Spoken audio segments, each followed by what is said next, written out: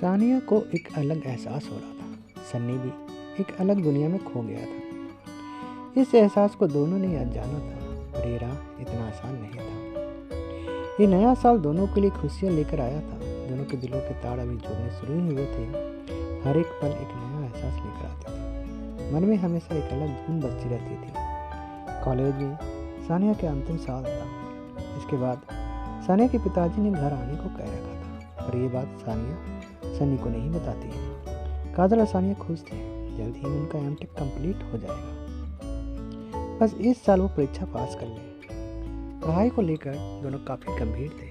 काजल कहती है, सानिया हमें अच्छे नंबरों से पास होना है। सानिया कहती है, हाँ काजल हाँ, हमें अच्छे नंबर से पास होना है। काजल कहती है, पर कैसे करेगी? तू तो आशिकी में खोई रहती है। अगर ये हाल रहा ना तो हो गई पास। सानिया कहती है, बात तो सही करी है तू, बता ना क्या करूँ। काजल कहती, मेरी बात मान तो तू सन्नी से मिलना जुलना और बातें करना थोड़ा कम कर दे और पढ़ाई पे ध्यान दे। सन्नी समझदार है, मान जाएगा। सानिया कहती है, पता नहीं वो मानेगा कि नहीं। काजल कहती, क्यों नहीं मानेगा? वो तुमसे प्यार करता है। सानिया कहती, वो तो है, पर उससे बात करना मुझे भी अच्छा लगता है। काजल कहती, देख सानिया, ये त्याग तो तुझे करना ही पड़ेगा। अगर अपनी ज़िंदगी में आगे बढ़ना है ये तो करना ही पड़ेगा। कुछ महीनों की तो बात है। सानिया कहती है, तू ठीक कह रही है काजल, त्याग तो करना ही पड़ेगा, नहीं तो मेरा पूरा साल बर्बाद हो जाएगा। तभी सन्नी वहाँ आ जाता है। हाय काजल, हाय मेरी जान बोलता है। तभी काजल बोलती है, मेरे सामने ये सब नहीं चलेगा, अकेले में कुछ भी बोल लो, पर मेरे सामने सानिया ही बुलाओ। काजल कहती है, सन्नी तुमसे एक ज़रूरी बात करनी है। सन्नी कहता है, हाँ बोलो ना, क्या कहना है।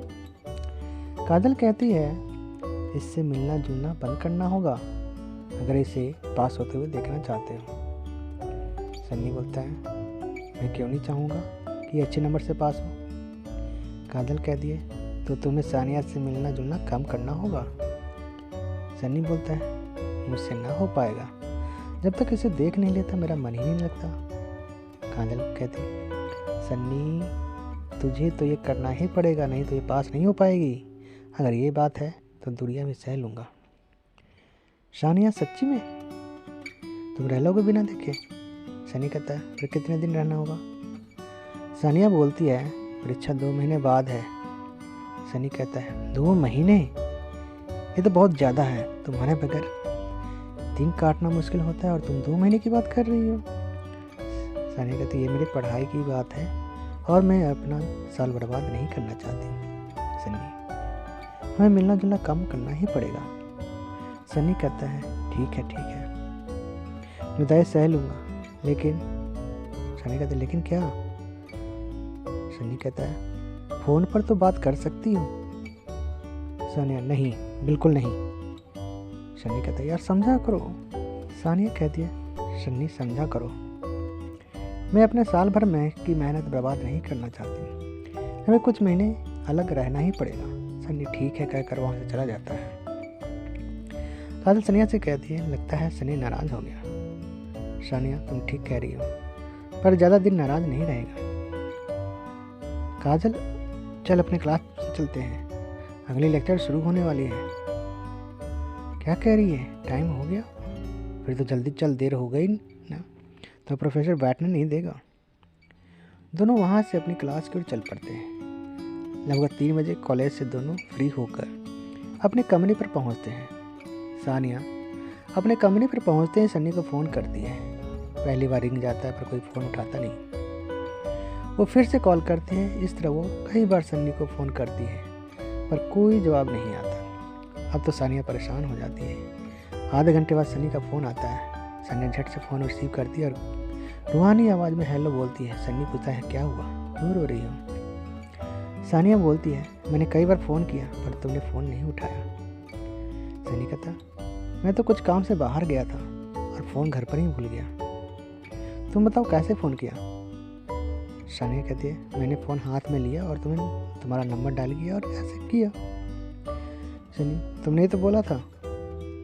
सन्नी, हाँ बोला था, पर इस तरह एकदम से? सन्नी कहता है, कल करो शो आज कर, आज करो शो अब। सानिया तुम्हें तो खुश होना चाहिए। सानिया कहती है ठीक है, तो अब हम लोग परीक्षा के बाद ही बात करेंगे और मिलेंगे। काजल और सानिया दोनों अब पूरी तरह से अपनी पढ़ाई पर ध्यान दे रहे थे। एक भी क्लास अब मिस नहीं करते। दोनों पूरे मन से परीक्षा की तैयारी में लग गए थे। दिन रात एक कर रखी थी। परीक्षा का दिन नज़दीक आ रहा था। दोनों को एक अलग सी घबराहट हो रही थी, जैसे हर एक छात्र को होती है। दोनों एक दूसरे को आश्वासन देते हैं, डर मत यार, हमने अच्छे से पढ़ाई की है, जो भी प्रश्न आएगा उसका सही जवाब लिखेंगे। परीक्षा का दिन आ जाता है। काजल सानिया का फ़ोन कर पूछती है एग्ज़ाम सेंटर पर कब मिलेगी। सानिया कहती है आधे घंटे पहले सेंटर पर पहुंच जाऊंगी। काजल ठीक है, वहीं मिलते हैं। धीरे धीरे परीक्षा के दिन भी निकल जाते हैं और ख़त्म हो जाते हैं। परीक्षा के अंतिम दिन सानिया एक अलग खुशी महसूस कर रही थी। वो परीक्षा खत्म होने का इंतज़ार कर रही थी ताकि वो सन्नी को कॉल कर सके। पर क्या सन्नी भी यही महसूस कर रहा होगा? सानिया के मन में बहुत सारे सवाल उठ रहे थे। इन सभी सवालों का जवाब अगली पार्ट में पढ़ेगा।